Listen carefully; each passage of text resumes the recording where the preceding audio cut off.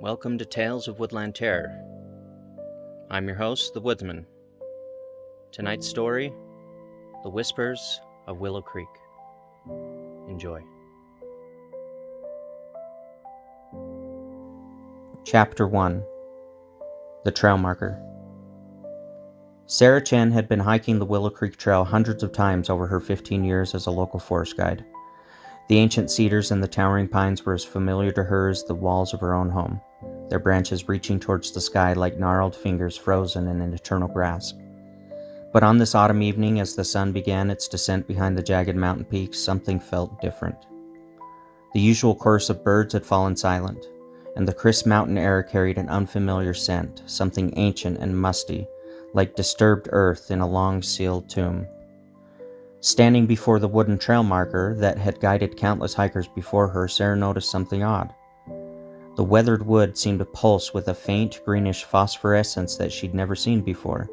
She reached out to touch it, and the normally rough surface felt oddly warm and yielding beneath her fingertips, like flesh.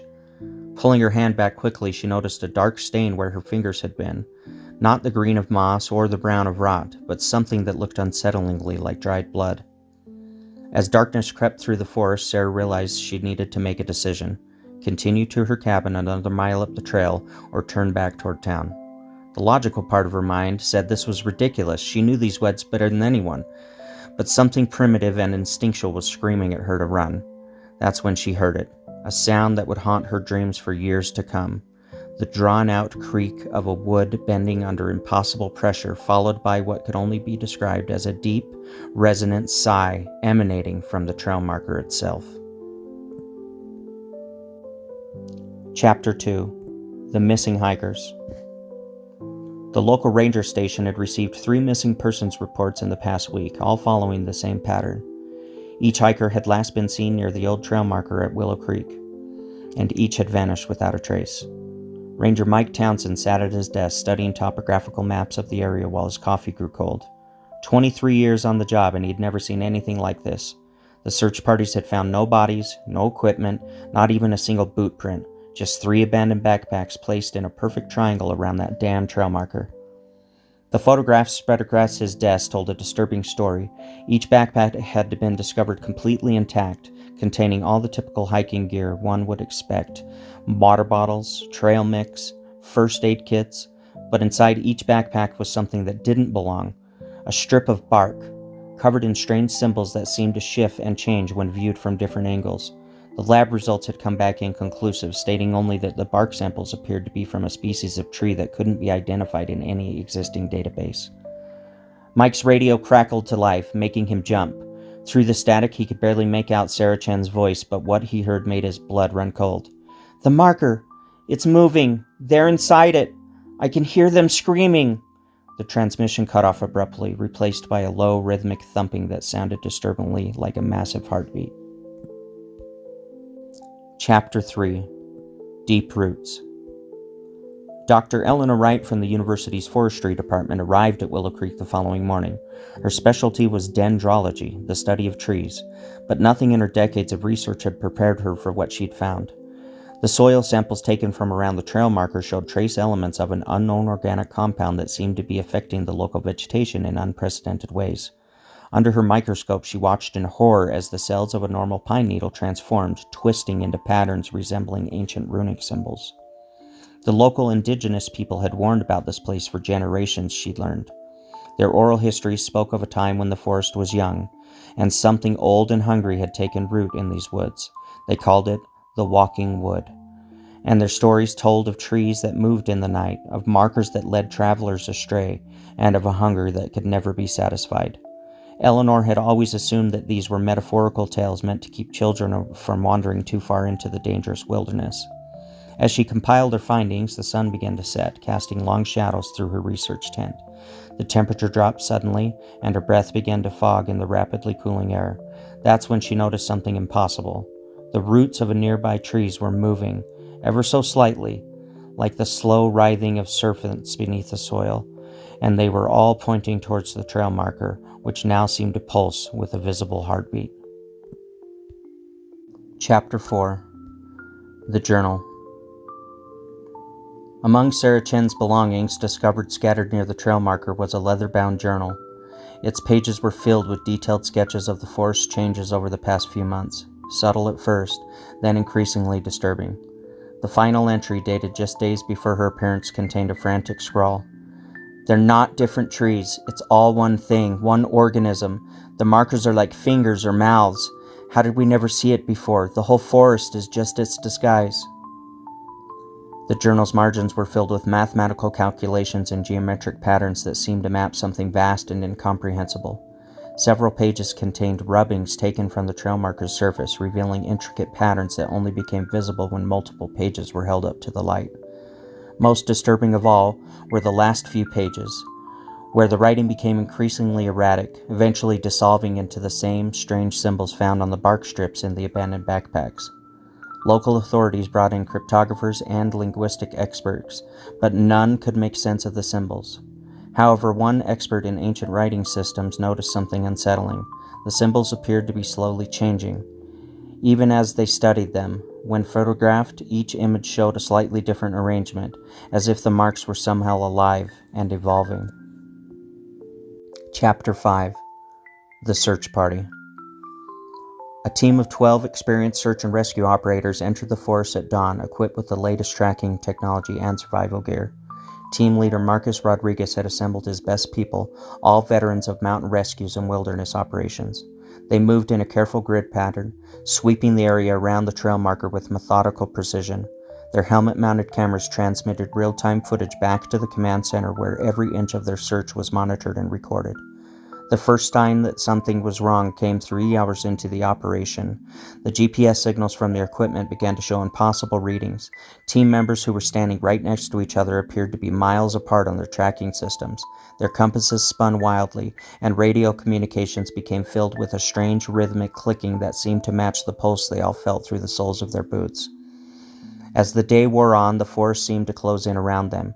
Trees they had marked and passed began appearing in front of them again, and the trail marker somehow managed to be visible from every direction they looked, no matter how far they moved away from it.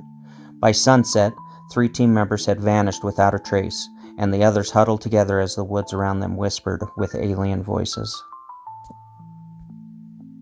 Chapter 6. The Transformation. Park Ranger Mike Townsend watched the search party's helmet camera footage dozens of times, trying to understand what he was seeing. The moment of transformation was subtle at first, a slight wavering in the air around the trail marker, like heat distortion on a summer day. Then the wood began to shift, its surface rippling like water. The cameras caught glimpses of faces pressing outward from within the marker's surface, their mouths open in silent screams. The footage from Rodriguez's camera was the most disturbing. It showed the moment he reached out to touch one of the faces, and how the wood seemed to liquefy around his hand, pulling him forward. The other cameras caught his team rushing to help, but by then the process had already begun. The last frame showed Rodriguez's body elongating, his skin taking on the texture of bark, his fingers extending into branches as he was absorbed into the marker's surface. The scientific team brought in to analyze the footage insisted that what they were seeing was impossible, that it must be some kind of elaborate hoax or equipment malfunction, but they couldn't explain why every digital copy of the footage slowly began to degrade, the images gradually replacing themselves with those same shifting symbols found in Sarah's journal. Chapter 7. The Ancient Record. Deep in the university archives, Dr. Wright discovered a collection of journals from the original European settlers of the region dating back to the 1800s. The accounts described finding an entire Native American village that appeared to have been consumed by the forest. The descriptions were bizarre. Buildings and people that seemed to have been transformed into wood, their faces still recognizable in the bark of the trees, their bodies frozen in poses of terror and flight. The settlers had attempted to burn the wooden remains, but the fire refused to catch. When they tried to cut down the human-like trees, their axes struck something that felt more like flesh than wood, and the wounds wept a thick, dark sap that moved against gravity. Most disturbing were the descriptions of sounds emerging from the transformed village at night, voices calling out in multiple languages, some of which had been dead for centuries. The final journal entry described the settlers' decision to abandon their planned settlement and move further west, but a note scribbled in the margin in different handwriting and dated decades later simply read, "It followed us. It's following all of us.